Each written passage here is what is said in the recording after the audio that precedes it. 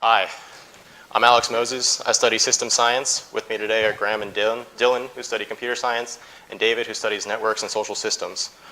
Our project is BoonTorrent, a real-time tool for monitoring BitTorrent traffic.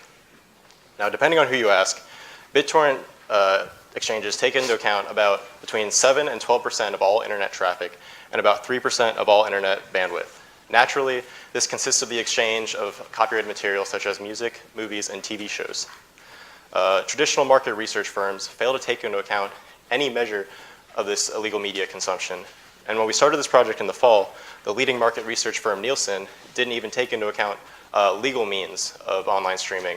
Recently, they actually just began looking at numbers from Hulu and other streaming services. However, this still doesn't account for the plethora of illegal media consumption that's going on out there. In order to study BitTorrent traffic, we took advantage of several BitTorrent extended protocols, which allowed us to collect metadata from peers and the messages they send between each other. Using the data we collected, you can potentially monetize illegal media consumption. Studying the data, you can use it for merchandising, product placement, and even market identification. The data we collected was robust enough for us to build 2 proof of concept applications. First, we have a real-time heat map, which accounts for about the last 5 megabytes of data we've collected. And second is a BitTorrent search engine where you can query for any of the torrents we've come across in the last 3 months, similar to the Pirate Bay. Yeah, so like Alex was saying, BitTorrent is a vastly popular method for peer-to-peer file sharing. And while it is true that you may be able to find something like an Ubuntu Linux ISO or some academic data, the vast majority of traffic is for copyrighted material. So at the heart of this BitTorrent protocol is something called a .torrent file. And the idea here is that if you have some sort of content, this stores all of the metadata related to that content. So think things like the name of the file sizes, and probably most important, their unique ID, which is called the info hash. And so in order to kind of explain how our system works, we're first going to give a very, very brief overview of how BitTorrent and the DHT works. So let's say we're a user and we want to download some content, maybe something related to Game of Thrones. And we have an info hash associated with that content, but not the actual content itself. Next up, we have 2 different options. The first is to contact what's called a tracker, which is basically a centralized server that stores a mapping from info hashes to peers who have the content associated with that info hash. However, since, again, centralized service with a lot of illegal material, these tend to get shut down and maybe are a little bit unreliable. The second option is what you can do is query the BitTorrent mainline distributed hash table. And we can kind of go into that in a little bit more depth. But the basic idea is it does the same thing as a tracker, which is a lookup from info hashes to the actual content surrounding those info hashes, but does it in a distributed and decentralized fashion. So we can give a quick example here. Let's say I'm a user and I have some info hash, and I want to find the content associated with that info hash. And I know that node 1 exists in the DHT. The first thing I can ask, I can say to node 1, hey, do you know anyone that knows anything about this information related to this info hash? This is called a get peers request. And then that node can respond with 2 possible options. The first off, it can say, oh, I don't, but maybe you should try talking to this other node. The second option is to say, yes, I do. This node has the content. So in the first case, the node 1 will respond with the former. In this case, hey, telling us to check node 2. So we'll craft a very similar response to node 2 and ask the same question. Then node 2 can tell us, oh, node 3 has the content. So then finally, using a slightly different protocol, we can connect to node 3 and download the content.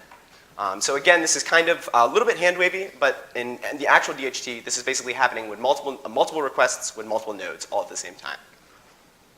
So now that we've kind of given a very brief overview of how BitTorrent works, we can talk about our implementation. So again, we actually participate, our crawler nodes participate in the DHT, and we'll basically listen for requests like any other node. And so again, these get peers requests, which are people looking for where to find the content associated with some specific ID, we listen for these and then take whatever info hashes or IDs they're looking for and then start looking for them ourselves. So this is really powerful here because we try to find this content and then hopefully we'll find someone that has the content and then we download the metadata, basically everything surrounding the content but not the content itself because again, this is copyrighted material. So basically by doing this method, we are then looking for, anytime someone asks, hey, where is this content? We then start looking for that same content again and just keep the metadata.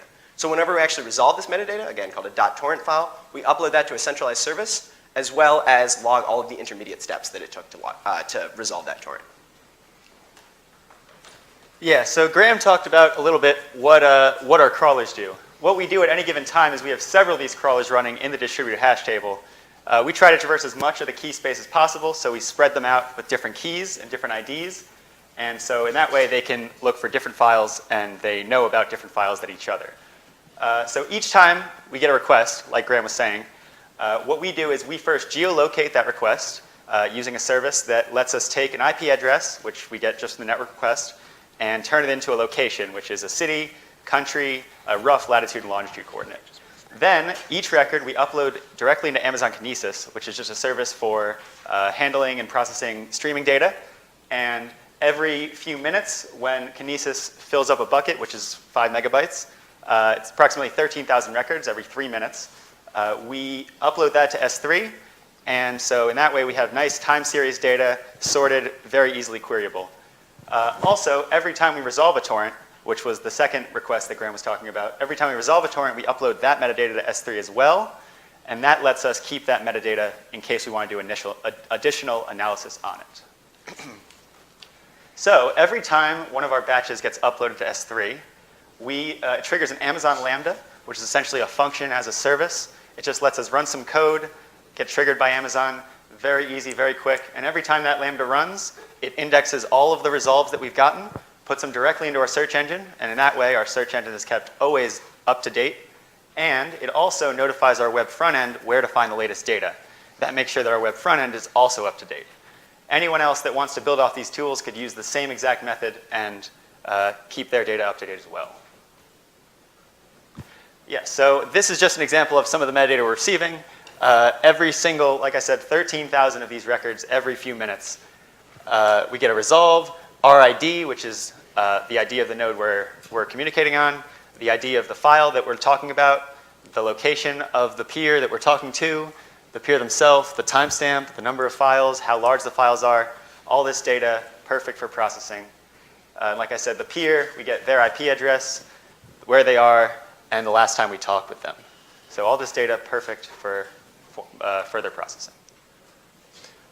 Yeah, so once we had our system fully deployed, we ran it to crawl data for about a few weeks, and we were able to crawl quite a serious amount of data. So on average, per day, we were contacting about 1.3 million unique IPs, which span 230 countries. And per day, we were recording and processing over 7 million records. And all of this was done with our system running at about $10 a day, which is very cost efficient. However, we did try to scale up our system and see how far we could get, and we were actually able to boost this record number up to 23 million records a day. In terms of actual torrent data that we've traversed, we were able to index and crawl 1.2 million torrents. And these torrents described about 46 million content files themselves. And in terms of total content data, it represented about 4 petabytes of data. Of the top 100 torrents of a very popular torrenting website you may know called the piratebay.org, we were actually able to crawl 99 of those. And of the top 100 torrents uploaded in the past 48 hours to the piratebay.org, we were actually able to crawl 95 of those.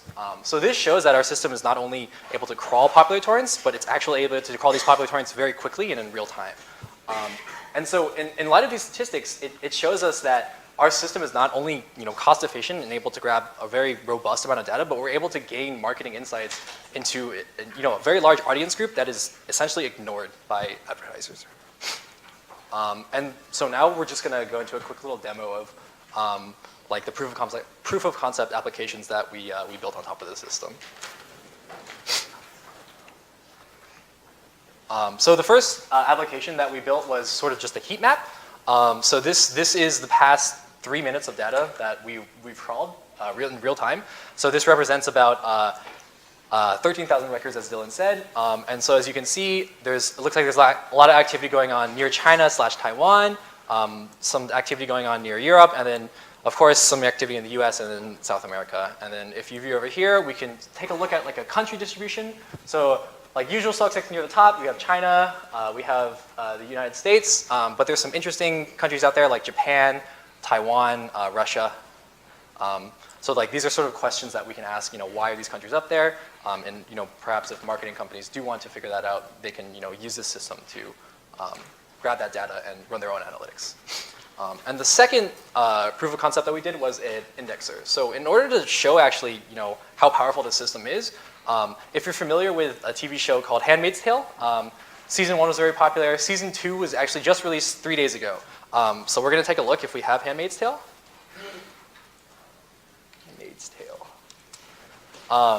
And so as you can see, we're given sort of like a geological distribution of where torrents are resolved and who's hosting these torrents, who's hosting the Handmaid's Tale, and as well as a country distribution and a city distribution.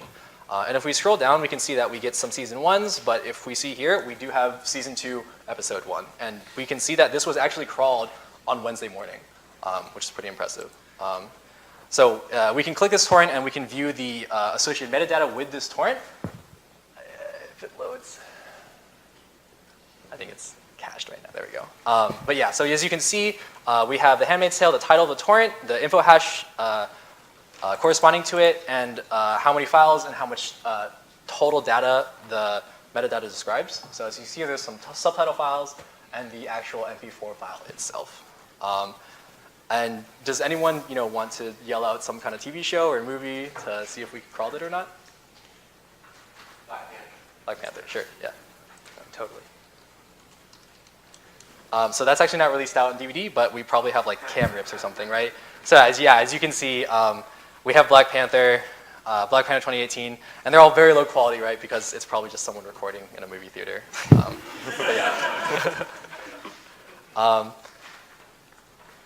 yeah. And just to finish off, we have some acknowledgements. We'd like to thank our advisor, Professor Boonta Liu, Professor Chris Murphy for running Computer Science Senior Design, and our TA, Judy Wing. Thanks.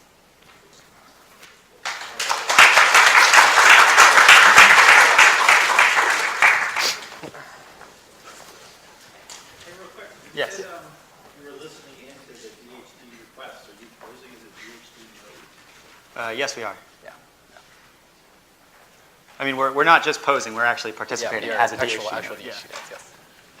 You talked a little bit about how you would monetize this at the beginning, but can you clarify sort of, there's ad-supported media, there's paid pay-per-view, subscription site? Right. So I believe most of that would be just on geolocation. So you have the locations of like who's storing all these files, and also the locations of who's looking for them. So if you can map out like what regions, what countries are interested in certain types of media, you can more heavily favor those markets in terms of advertising, setting up ads and such, things like that.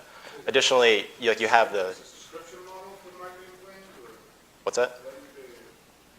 I'm not sure that answers the question. So you're going to have a subscription for marketing companies to look at how content is distributed? Is that the point? So I think and more of what our project was to show that we could design a system to grab this data, basically. So we showed that we could build the system, for something like a very inefficient cost of $10 a day, to grab, huge amounts of data that, companies could use however they wanted to analyze whatever analytics, on whatever, demographics they wanted. Yeah, this data could be sold at a subscription service to possible media companies, so they could, get information about geolocation. Also, as well as, illegal viewer numbers could still be important for stuff like merchandising and product placement. So yeah, we would be selling to media companies, and then they would, purchase or consume the data, or we would possibly, do analyses on this data and then give that back to the company. What kind of use of this by a company would be most exciting to you? I would really like to see them just take this idea and kind of run with it. Like, we can only do so much in 3 months, but if you have a team working on a system that can like monitor illegal consumption, I'm sure you can go very far with it. Yeah. Tons of problems to be solved. Classification. Yeah. What is this a TV show? Is this a movie? What TV show is it? Because often there's tons of different torrents that point to the same exact TV show. So we currently don't have the ability to say all of these torrents are the same, and so this torrent is, or this TV show is this popular. But if we had a little bit more time, that's definitely a problem we can solve. So when you guys talk about data collection and moving the data from one location to the other, what's the limiting factor for that? Like, that seems like the area where if you're going to scale it up, that's where you really focus, because all the rest of the stuff, like understanding what this and that is, that's like arms and legs around the job. How would you resolve the limiting factor?